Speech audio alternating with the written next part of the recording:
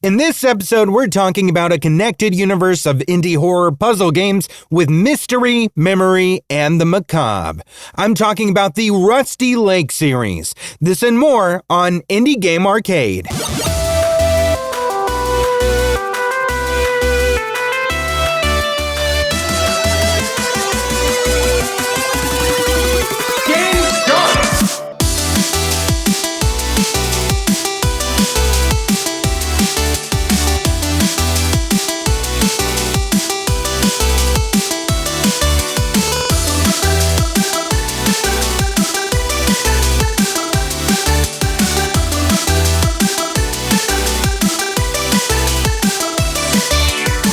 Welcome to Indie Game Arcade, a podcast that deep dives into the latest and greatest indie games.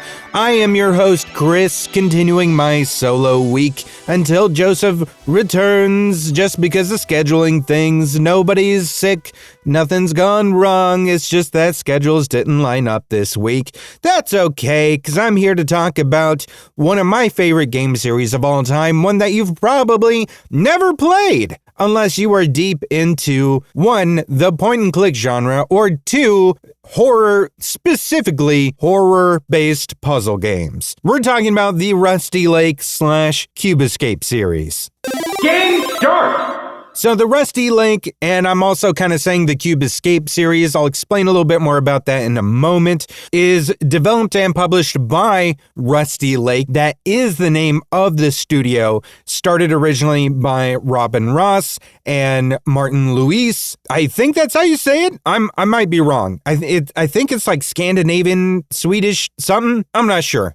The Cube Escape portion of things. So there are several games in this series that are known as the Cube Escape series that are part of the bigger Rusty Lake series. So that's kind of why I say Rusty Lake / Cube Escape. But like for all intents and purposes, all of this started in 2015. However, to be completely transparent, it technically started in 2013 with Samsara Room. They did a remake of that game not that long ago, just a few years back. And so when Rusty Lake itself, like the developer, talks about the legacy of this series, they usually are not including that original version of Samsara Room. And they really start with the very first game in the connected universe, which is Cube Escape Seasons, which was released in 2015. The latest game to release is the Mr. Rabbit Magic Show, which is a free-to-play game that released on April 3rd of this year, 2025, to celebrate the 10th anniversary of this series, which is why I say they're kind of not including that original Samsara Room. It's really starting with Cube Escape Seasons. That is why they are celebrating the 10th anniversary with this free game, which is kind of like, in the canon of things, I think it is still canon, but it's sort of an aside to everything else. But it does give a few fun little things there, but it's really a game for the fans. There is a new upcoming game that has yet to be announced as far as like a release date or anything, so I don't know if it's coming this year or if it'll be next year. That is called Servant of the Lake. But including that upcoming game and that Mr. Rabbit Magic Show, that's like 19 games so far in this series. That is insane. Now, some of those games definitely are short games, but still, that doesn't mean they skimped on anything. They're all very good games. To get a feel for what these games are like, think Twin Peaks meets The Room. And let me differentiate real quick, because when I say The Room, I'm not talking about the movie The Room. Very, very different. I'm talking about like the game series The Room, which is kind of like the escape room kind of series of games that you might be familiar with. So that meets the TV show Twin Peaks. That is very much the kind of vibe and gameplay style sort of these games. So surreal horror, escape room style puzzles, cryptic storytelling that blends into this ongoing saga told through these over a dozen games in the series. And you're not just solving these puzzles, you're also like uncovering this multi-generational story and series of mysteries of like understanding, one, what is the lake? So Rusty Lake isn't also just the name of the developer. It's also not just the name of the series. It is also the focal point of everything that happens in all of these games. It all leads back to an actual location, which is called Rusty Lake. And the thing about that lake, too, is that we still don't fully understand everything about what the lake is. It's like some sort of cosmic force of chaos or something that we don't fully understand just yet. But people are drawn to this lake, and this lake has some sort of, I don't know, like magic or something to it, and not necessarily in a positive way. In fact, I would say usually in a negative way. It usually negatively impacts everyone that it pulls close to it. I honest to God think that this is one of the greatest series of all time, and it is one that is not talked about very much, and it's one that I think is not brought up in conversation very often, especially like within the indie game scene. There are a few folks that I know are diehards for this series. People like John Wolf have played and streamed all of these games.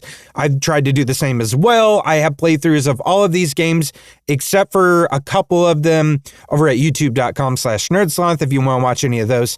But really, I just want more attention on this series as a whole. I want more people to play it and experience it. And I want to also talk about just how impactful. There's one game in particular that incorporated an ARG into it that was just so intense and interesting and transcended really what a video game can be. And I think that really deserves to be a big talking point as well.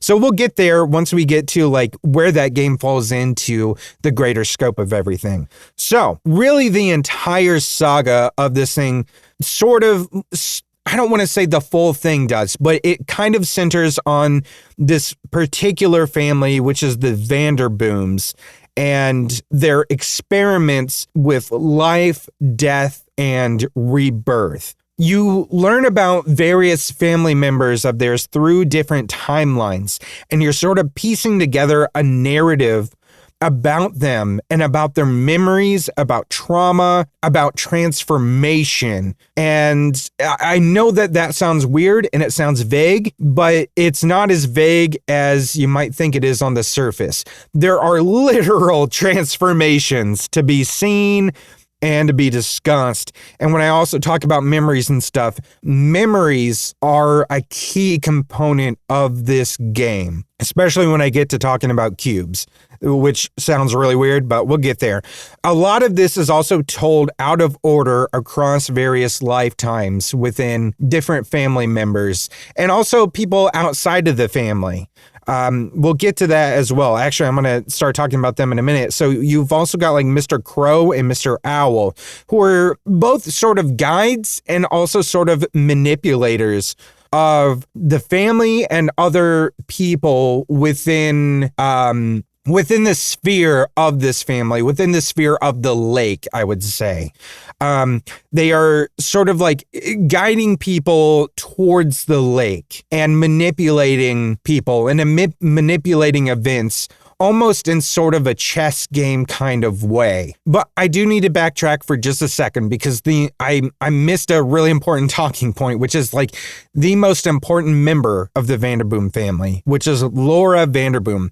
I would say if there's any one person that is most central to this entire story, it's Laura Vanderboom. Her birth essentially is central to everything. Also her unbirth, you'll see. And her memories are also central to this story. You also have Dale Vandermeer that, oh man, it's hard to talk about Dale without spoiling something that happens in the very first game. But it's such a jarring thing to experience that I don't want to spoil it. Just know that Dale is a detective. He comes to investigate something, a mystery regarding something and someone at that is deeply involved with what is going on at Rusty Lake. He gets so caught up in it that he becomes a part of the mystery itself, an integral part. He becomes a main, if we are going back to the analogy of a chess game, he becomes a main chess piece of this game. And then there's Bob, aka Robert Hill, who I think more than anything is more like collateral damage, but also has a role to play in the greater sense of understanding what is happening behind the scenes and understanding more of the manipulations and machinations of the people or the entities that are behind a lot of what is happening at the lake. So I'll say that is the best I can do without spoiling things. So let's also discuss, I mentioned cubes. Let's discuss those cubes. So there are different types of cubes. There's black cubes, there's white cubes, there's blue cubes, there's golden cubes. Each one of those cubes is associated with some type of memory or bit of timeline is associated with a different colored cube. Some of those cubes are good, some are bad.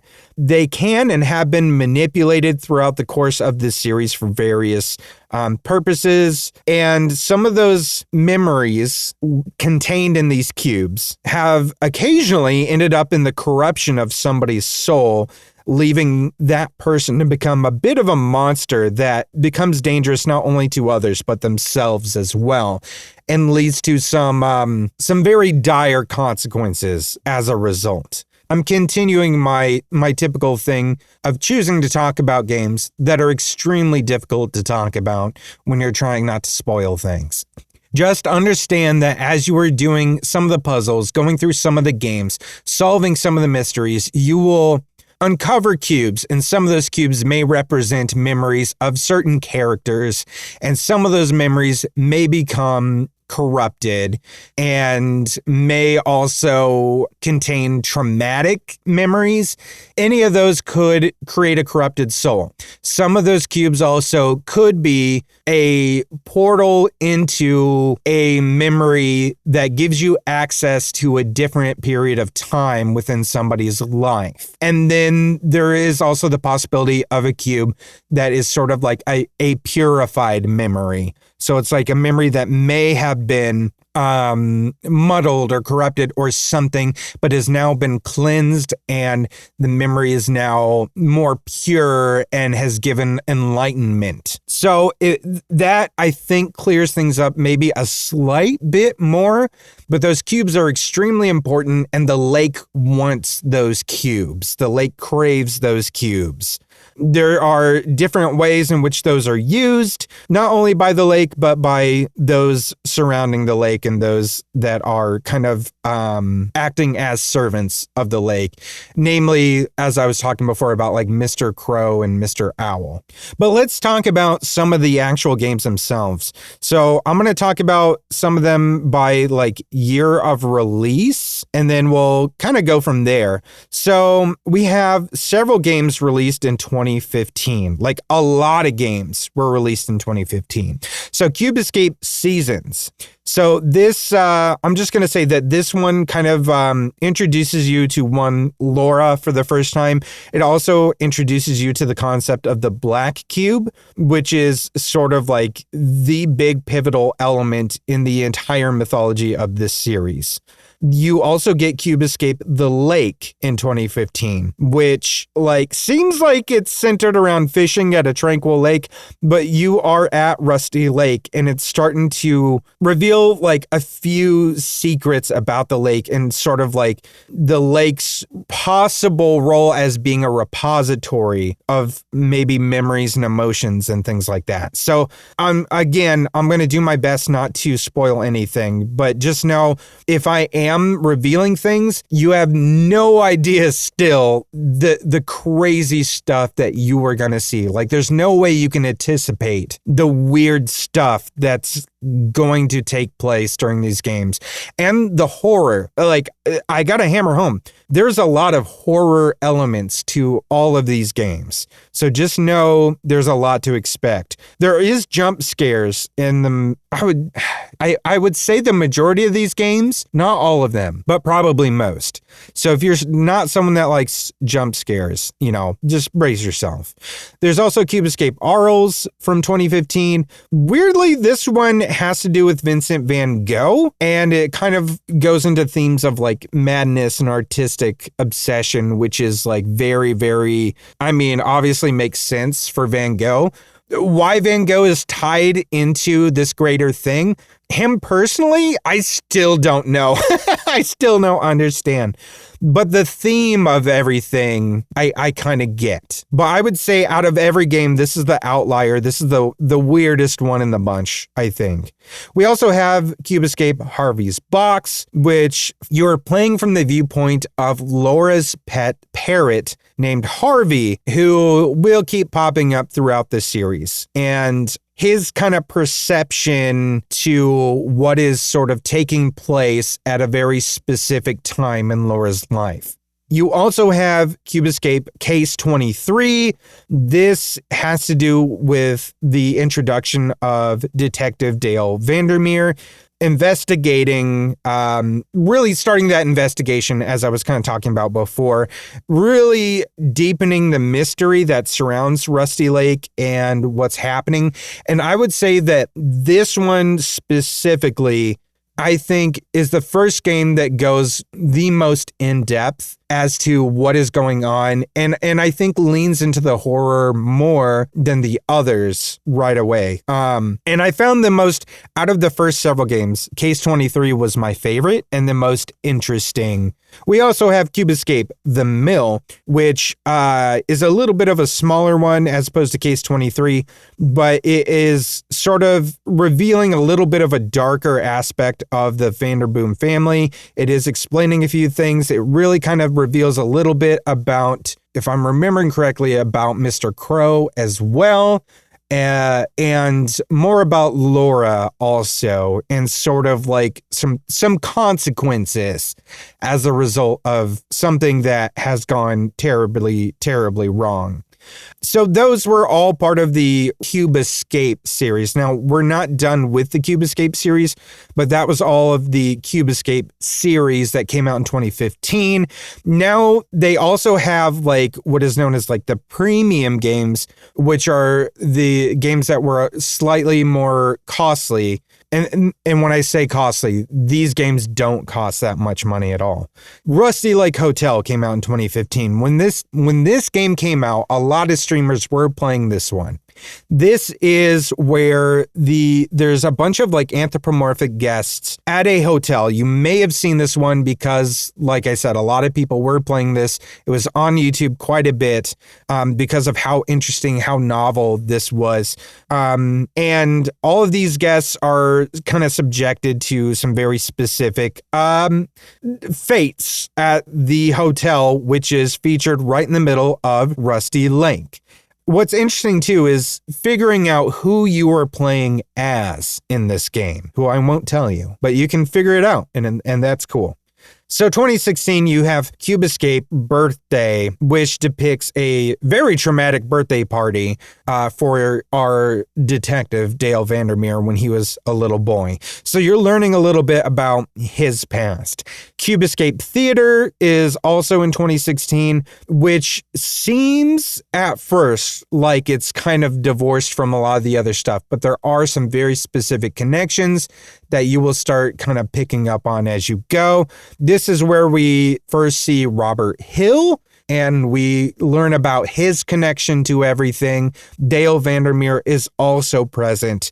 And this one really just is concentrated a lot on the psyches of different characters and really starts to emphasize the idea of transformation, cyclical natures. And if we want to sort of preface things, Samsara or Samsara. I'm not sure how you're supposed to say that, but we haven't gotten to that specific game yet, but this is where the seeds are sort of planted for that. The premium game this year is Rusty Lake Roots, which was one of my favorite games that they have done at all in the entire series. This is also probably one of the longer ones that they've done. So this is really chronicling the Vanderboom family lineage. You're really understanding the family tree here, starting with James Vanderboom and like why they came to Rusty Lake in the first place. You're learning about kind of like why Laura is the way she is, why she is the person she is. It also introduces two very, very important other characters in the Vanderboom family, which is Rose and Albert. And Albert is absolutely iconic. If you have seen any inkling of these games before, you have seen some kind of image of Albert likely wearing a deer skull over his head. But it is a really cool game. It's probably my favorite out of all of the games. Then we get into 2017, only one game releasing this year, which was Cube Escape: The Cave, which is really delving into like the themes of like subconsciousness, rebirth, transformation, also hinting more about what the lake is and what it can do, like the properties of the lake, what's contained there. And you'll see a real cool dog. So the releases have been starting to slow down a little bit, as you can tell. Definitely not getting as many games as we did in 2015, where it was just game. But we're still getting some good ones. 2018, Cube Escape Paradox. This game also comes with a short film, which is really, really cool. It's a really good one. I suggest you watch it. It is great if you're a fan, but play the actual game first. This one mostly involves Dale Vandermeer, sort of confronting his own psyche, and also really delves into the idea of corrupted souls as well. And you also are getting a lot more with both Mr. Owl and Mr. Crow, and really the idea of like what role they are playing in the greater scheme of things. And it is one of the creepiest ones, I would say, out of all of them as well. So also in 2018, you also get Rusty Lake Paradise, which is centered around a different family, the Islanders, spelled differently, but I think it's honestly pronounced Islanders.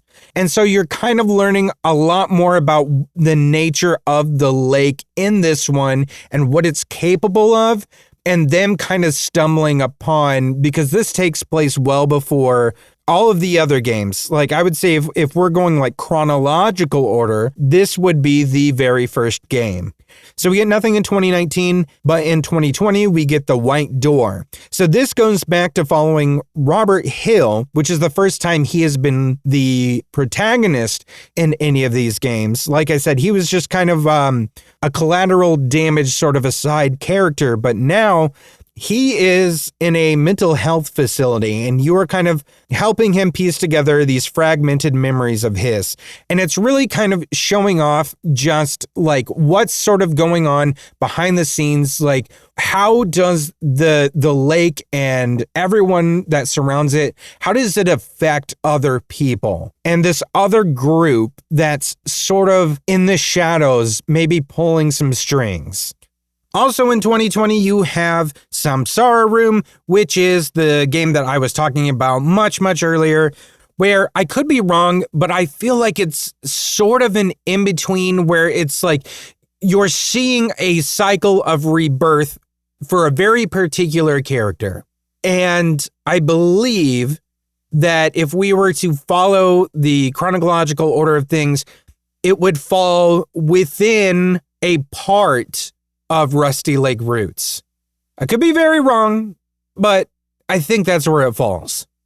The next game doesn't come till 2022, where we get The Past Within. This is a very large departure from the other games in which this is a co-op only game. So you do need a friend to play this one. This is the only one I have not streamed because I have no friends. No, I can't convince Joseph to do it. You guys help me out. Help me convince him.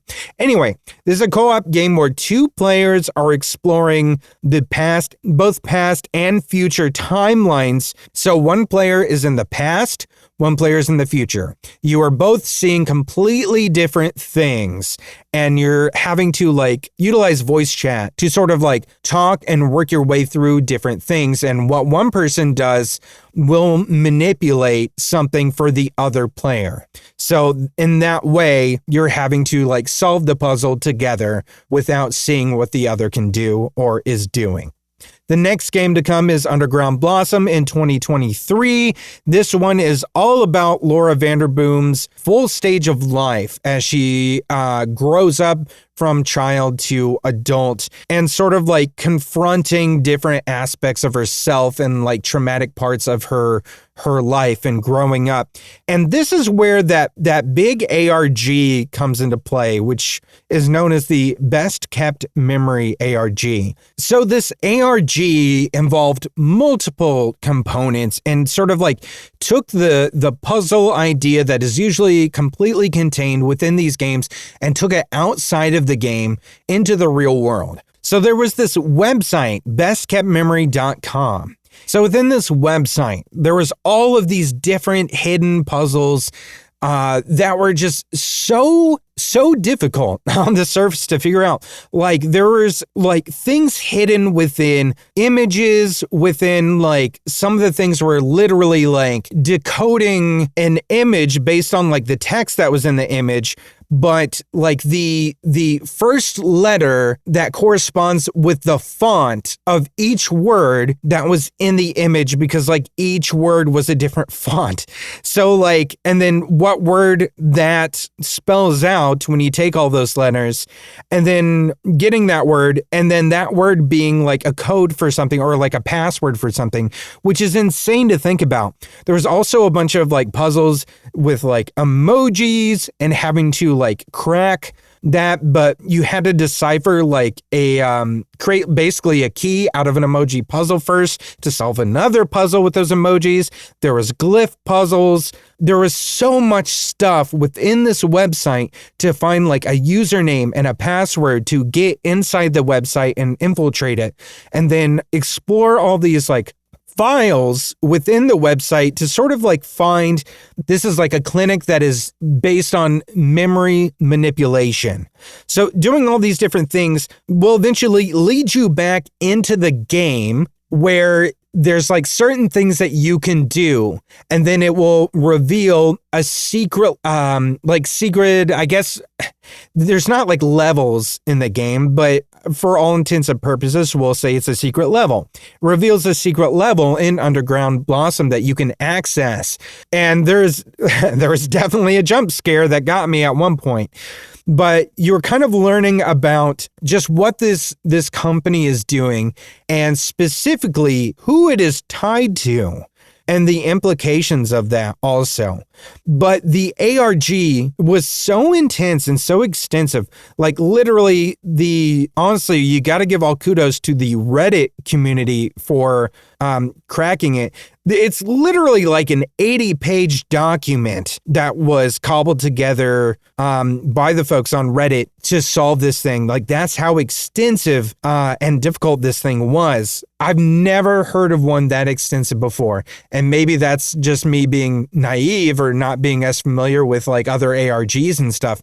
But that to me is so cool and so worthy of praise for a game being that outside the box and going outside the confines of your game and just creating so much community over something like that, and then bringing them back to the game also, but getting all these people that otherwise would not have connected, but they all connected over this thing, over this big puzzle. That to me is just the hallmark of an amazing indie studio. So then again, as I talked about at the top of the episode, you also have the Mr. Rabbit Magic Show. This is really just sort of a for fun thing. It does reveal a little bit of stuff, but it's mainly just to celebrate the 10th anniversary. It's just fun for the fans and everything.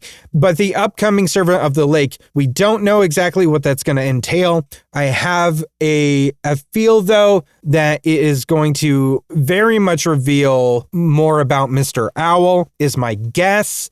and that we may also learn ultimately what the lake really is. So I'm hoping that's what it is. This may be like the penultimate game, who knows, but I'm very much looking forward to it. So that is the Rusty Lake series. I did my best not to include any spoilers that you wouldn't be able to see by like looking up the games themselves or seeing the mainstream images and stuff like that whenever you are seeing coverage of these things. So hopefully this has you intrigued to go and try these games out. I know there's a lot of them. It sounds very daunting, but it is a series that is well worth your time. It is well worth your effort to get invested in. I honestly think it is one of the best series to get invested in, especially if you're a fan of puzzle games, if you're a fan of like light horror or things like Twin Peaks. This is absolutely something up your alley. This is like a series that feels like it was made for a person like me that is very into the weird, the macabre, and also puzzle games. But definitely start with the Cube Escape collection. They have all of those games in a single collection that you can get on Steam. Most of these games, if not all of these games, are also available on mobile. I think I actually have the Cube Escape collection not only on my Steam account, but also on my Android. And on there, I want to say it's free on mobile. I could be wrong, but I think the majority of those games were originally released for free, at least on mobile. So if you want to, go check those out for free, maybe on your mobile device. If not, I think the Cube Escape collection's pretty cheap on Steam. Like it literally could be something like $4.99, maybe even less than that. Absolutely worth the price. Power up! If you're enjoying this episode so far, do me a favor, throw us a like, a follow, share the episode or the podcast with folks who love indie games so we can get more of these indie game recommendations out there and support indie game developers. We also have a YouTube channel over at youtube.com/nerdsloth, like I was talking about before, where I have played through almost all of the Rusty Lake series of games. You can also catch me playing other indie games or check out our top 5 and top 10 series for even more indie game recommendations, because we believe there is an indie game out there for everyone. Combo! So I just want to talk about a few more games. I'm not going to go very extensive, but I just want to bring up a few other games that are similar to the Rusty Lake series. So I have 4 here that I want to talk about real quick before we get out of here for the episode. Just kind of pivoting from our usual format a little bit, but when I do those like retrospective episodes, I love to talk about our main topic and then talk about games that are similar or might have a similar vibe. So the first one I want to talk about is Strange Horticulture. This has very similar vibes with a very different gameplay style, and I think without all the jump scares and everything. But Strange Horticulture, developed by Bad Viking, it is a puzzle game that places players in the role of a plant shop owner in a small, quaint, mysterious kind of town. It combines elements of identifying different plants while doing some detective work, as you are using a combination of clues and maps and a plant encyclopedia to assist customers and uncover hidden secrets. Strange Horticulture was obviously a really big game for a while when it first came out. A lot of people were playing that. I even remember watching Felicia Day play it on her Twitch for a little while.